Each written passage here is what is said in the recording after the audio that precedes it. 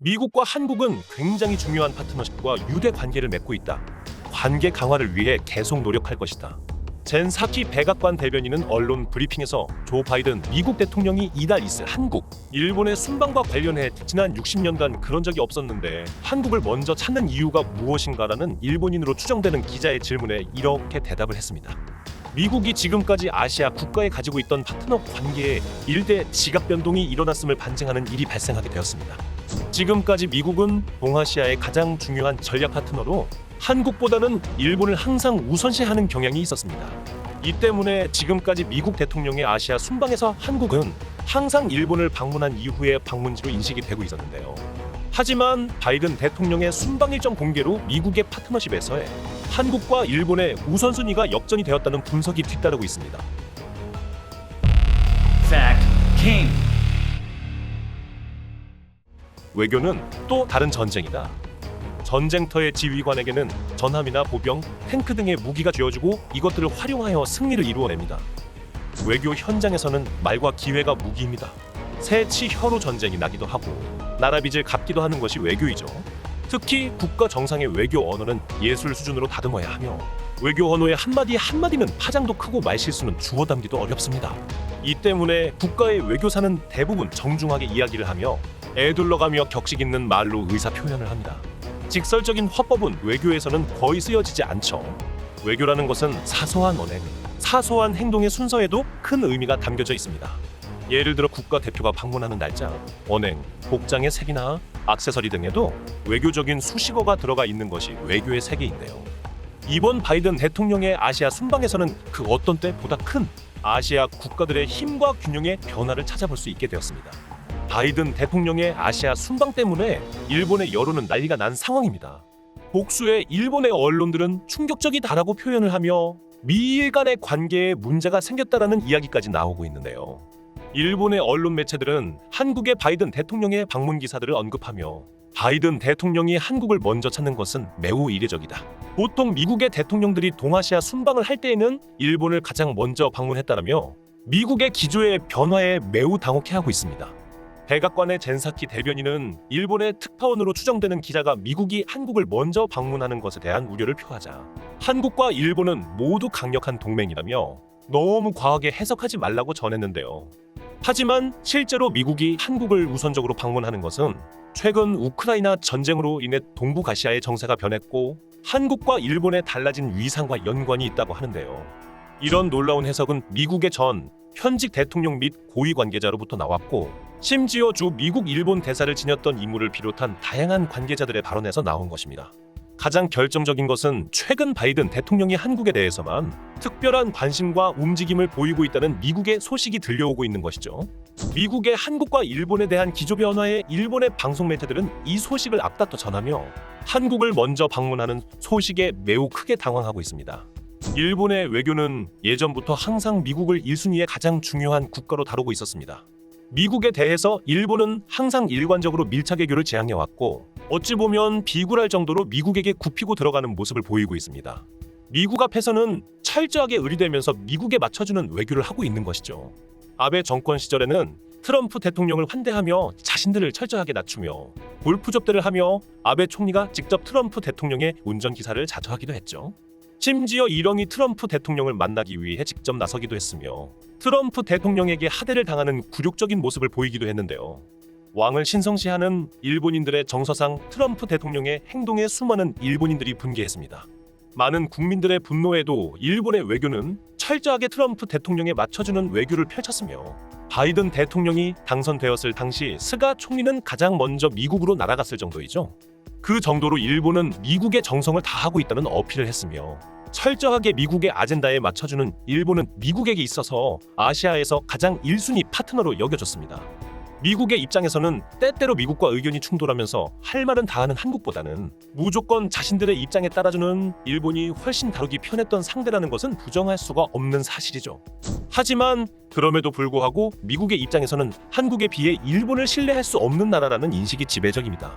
한국과 일본은 각각 한미동맹, 미일동맹으로 미국과 동맹을 맺고 있습니다. 아시아에서는 단 둘밖에 없는 미국의 동맹국들이기도 하죠. 하지만 한미동맹은 미일동맹과는 근본적으로 성격이 다릅니다. 미국에 있어서 한국은 혈맹이다. 이는 워싱턴에 있는 토니 블링컨 국무장관이 본인의 입으로 직접 말한 내용입니다.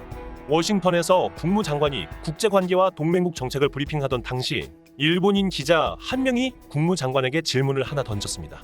일본과 미국의 관계에 대해 어떻게 생각합니까? 일본도 미국의 혈맹인가요? 라는 질문을 던진 것인데요. 당시 국무부 장관은 일본 기자의 질문에 재치 있게 답하며 일본도 우리의 중요한 동맹국이라고 이야기했습니다. 하지만 뒤이어 일본은 한국과 영국같이 피를 나누며 싸운 혈맹에 해당되는 국가는 아니라고 밝혔는데요. 미국에게 있어서 한국은 6.25 전쟁과 베트남 전쟁에서 함께 피를 흘리며 싸운 전우라는 개념의 혈맹이라는 인식을 가지고 있지만 일본은 그와 반대입니다. 미국은 일본과 싸웠고 일본의 뒤통수 치기에서 시작된 전쟁으로 많은 미국인의 피가 흘렀죠. 전쟁이 끝난 후 소련의 존재 때문에 어쩔 수 없이 일본과 동맹 관계를 맺었지만 언제 뒤통수 칠지 모르는 나라라고 생각하며 미일 동맹은 일본이 통제를 벗어나지 못하도록 일본을 올가매는 족쇄 역할을 하고 있는 것에 가깝습니다. 이런 인식은 과거 트럼프 대통령이 정상회담을 위해 일본에 방문하기 전날 트위터에 진주만을 기억하라고 남긴 트윗 게시물만 봐도 알 수 있습니다. 미국은 절대로 일본을 완벽히 믿지 않고 있는 것이죠. 특히 아시아에서 중국이 위협으로 부상하고 있는 지금에도 미국은 미일지대 지우도탄 협정을 통해 일본이 탄도미사일을 보유하는 것을 철저하게 막고 있습니다. 반면 한국은 미사일 사거리 제한을 완전히 풀어주며 사전거리 제한 없이 미사일을 개발할 수 있는 길을 열어주었는데요. 일본이 공격무기를 갖게 되는 것을 미국은 철저하게 경계하고 있으며 이 때문에 동아시아에서 군사적으로 중국을 위협할 수 있는 국가는 한국이 유일합니다. 또한 한국과 일본의 경제적 위상의 엇갈림도 주목해 보아야 합니다. 일본은 최근 돌이킬 수 없는 엔저화로 인해 큰 경제적인 하락세를 보이며 추락 중인데요.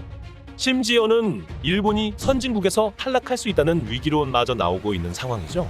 잃어버린 30년으로 경제 성장의 동력을 잃어버린 일본은 많은 부분에서 한국에 역전당하고 있는 것이 작금의 현실입니다. 1인당 GDP도 한국에 추월당하기 직전 상태에 몰렸고 평균 임금은 이미 한국이 일본을 넘어선 지 오래되었죠. 가장 중요한 국가 경쟁력에서 한국은 23위이고 일본은 31위로 한참 뒤처지기 시작했죠. 막강한 경제력으로 아시아의 리더 자리를 자처하고 있던 일본이지만 더 이상 리더를 자처할 정도의 경쟁력이 남아있지가 않죠. 그 때문에 아시아의 대표 국가도 한국으로 바뀌어야 한다는 이야기도 나오고 있습니다. 문화적으로도 한류와 K-팝 등으로 전 세계적으로 큰 영향력을 가지고 있는 한국이 이제는 일본보다 우선시 되어야 하는 게 더 당연하다는 이야기도 나오고 있는 것입니다. 현재 미국은 우크라이나 전쟁으로 인해 우크라이나에 대한 지원 물자 할애와 나토국들과의 연계, 러시아 제재 등의 모든 역량을 집중하고 있어 다른 중요하지 않은 사안의 처리와 행사 등의 일정은 모두 뒤로 미루거나 생략하고 있는 상황이죠. 그런 와중에도 굳이 한국을 먼저 방문하겠다는 것은 그만큼 중요한 현안들이 전부 한국에 있다는 것에 기인하고 있습니다. 가장 먼저 미국의 반도체 수급 문제를 들 수 있습니다. 코로나 이후 전 세계가 경기 침체와 반도체 수급으로 골머리를 앓고 있는 가운데 당장 미국에서 사용할 반도체들이 모자라고 있는 상황입니다.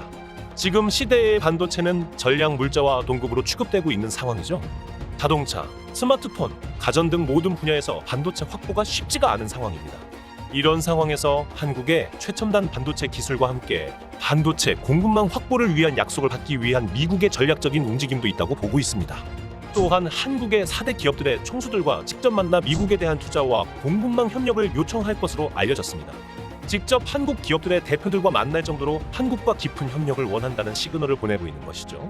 또한 미국은 TSMC와 어느 정도 거리두기를 하려고 하는 움직임도 보이고 있습니다. 거의 독점적으로 파운드리 시장을 점유하고 있는 TSMC를 견제하기 위해 한국의 삼성과 SK를 밀어주려고 한다는 움직임도 보이고 있습니다. 대만의 TSMC는 지난해 세계 파운드리 시장 점유율 56%라는 독보적인 점유율을 보여주었지만 반대로 TSMC의 독주를 견제해야 하는 상황까지 오고 있는 것입니다. 미국은 최근 인텔의 자국 내 생산을 시작으로 삼성의 공장 추가 건설을 문의하며 협력을 모색하고 있습니다. 또한 TSMC는 중국의 대만 침공 위협이라는 리스크를 가지고 있기 때문에 혹시라도 TSMC가 잘못되었을 경우 반도체 공급에 대한 타격을 최소화하기 위해서라도 한국과의 협력을 더 늘릴 수밖에 없다는 분석도 나오고 있습니다. 유럽에서는 러시아가 우크라이나 침공이라는 제대로 큰일을 터뜨리는 바람에 EU와 미국 등 각국들이 비상이 걸린 상태입니다. 반면 아시아는 중국이 대만 침공이라는 큰 사고를 칠 가능성이 높아지고 있는 상황입니다. 이런 중국의 확장과 군사적 위협을 대비해서 만든 것이 쿼드입니다. 일본이 주도하여 만들었지만 가입국들의 이해관계가 얽히면서 엇나가고 있는 쿼드보다는 아예 한국을 기준점으로 하는 새로운 연합체제를 구성하여 중국을 견제할 것이라는 관측도 나오고 있습니다. 쿼드의 구심력 자체가 너무 약하다는 것이죠. 차라리 한국을 중심으로 제대로 중국을 견제할 새로운 아시아판 나토를 창설하는 것을 미국은 진지하게 검토 중에 있습니다. 현재 쿼드는 아시아판 나토가 아닌 영내 비공식 그룹일 뿐 제대로 활동하고 있는 협력체가 아니라고 미국은 정리하고 있습니다. 국제 관계는 영원한 적도 아군도 없다고 합니다. 어느 나라든 자신들의 국익을 우선으로 하는 관점에서 동맹을 맺고 협력 맺는 체계를 가지고 있죠. 하지만 역시 한국에게 가장 최우선 순위의 나라는 미국이고 미국과의 관계도에 따라 한국의 증시가 움직일 정도로 한국에게 미국은 중요한 나라입니다. 어쩌니 해도 미국은 세계 최고의 패권국이며 중국은 한국에 있어서는 위협이 되는 대상이라는 것은 변하지 않습니다. 또한 북한의 미사일 위협도 현재 눈앞에 직면하고 있는 문제입니다. 앞으로 격동하게 될 동아시아의 판도에서 미국에겐 한국이 가장 우선적인 파트너로 지목된 것이며 한국과 일본의 우선순위가 바뀐 것은 역시 그만큼 한국의 국력과 위상이 올라갔기에 미국에게 가장 중요한 국가가 되었다는 것을 반증하고 있습니다. 시청해 주셔서 감사합니다. 여러분들의 구독과 좋아요는 매우 큰 힘이 됩니다.